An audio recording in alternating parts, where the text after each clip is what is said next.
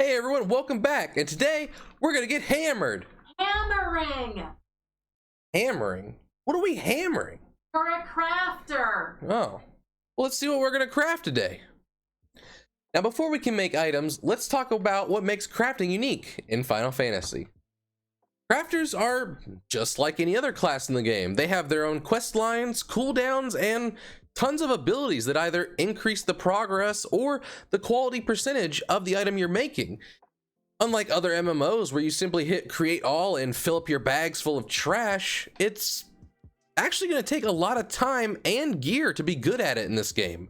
And while there is still the standard one-hit button through quick synthesis, it's generally not used because the chance of it being a higher quality item is very low, meaning that the stats of the items you're making or the potency of potions and things like that are generally lessened overall.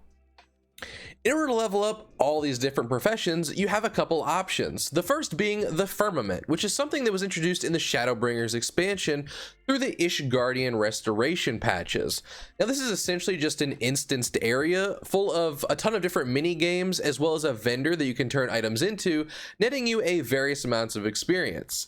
And while I'm not sure if this will or won't go away with the coming of the Endwalker expansion, essentially you'll just miss out on those mini games that are available right now because the collectible vendors are available to you scattered throughout most major cities, so you could just look for them in any of those areas. Another good choice is custom deliveries. Now, these are essentially a crafting item that you will make at the highest quality or collectability that you possibly can. Now, the reason why increasing its quality is really important is because the higher you increase this, the more experience and scripts you will obtain. Now, you can only turn in 12 of these per week, so be sure to go ahead and give it a few extra goes and make sure you get the highest qualities you possibly can. Now, it's still important to do these once you are max level because you will unlock a new type of script called white scripts, allowing you to buy various gear, gems, as well as crafting items. Something else to consider are beast tribes, which if you watched our leveling video, you'll know that those are your daily hub areas. Now these places give you 3 quests per day, and considering they don't take more than 5 or 10 minutes of your time, literally, they're definitely worth doing and they give you a ton of experience. They also give you a currency in the form of something like acorns or whatever they decide to name it.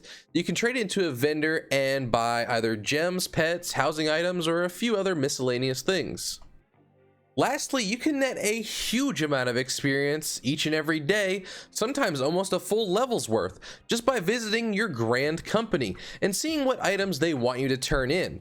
Now, in addition to experience, they will give you seals per item that you do turn in, and if you craft these at high quality, it doubles the amount of experience and seals that you receive.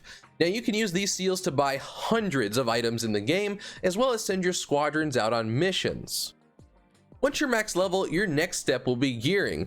Now you can either buy a set of blue gear off of the scripts vendor, which has pretty high item level but no sockets in it, or you could just do my preferred method, which is just craft your own gear.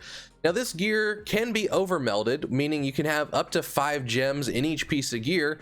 And while this can be pretty costly considering the extra slots that aren't on the gear itself have a chance to fail when you try to meld materia into them, it will result in just the best gear in the game. And by combining this with food and potions, you can start using macros to easily make high quality items.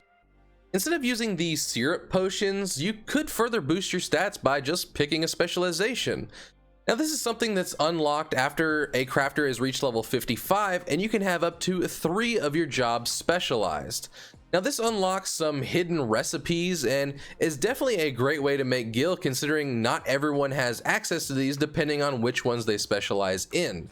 Alternatively, it will give you an extra piece of equipment that goes in the bottom right, similar to your damage jobs where they have these stones for like summoner and samurai and all that.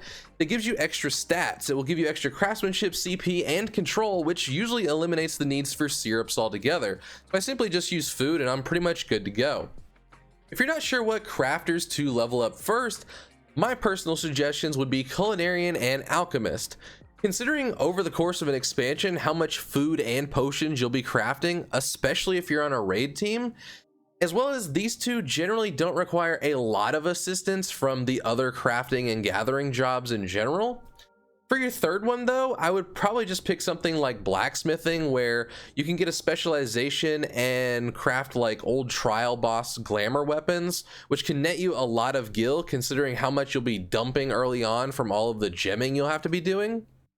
Thank you all once again for tuning in this week, and next week I'm actually pretty excited considering how many new players are in the game.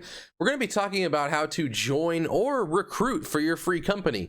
And obviously, for those of you who don't know what that means, it's technically a guild, which is commonly what it's referred to in other MMOs.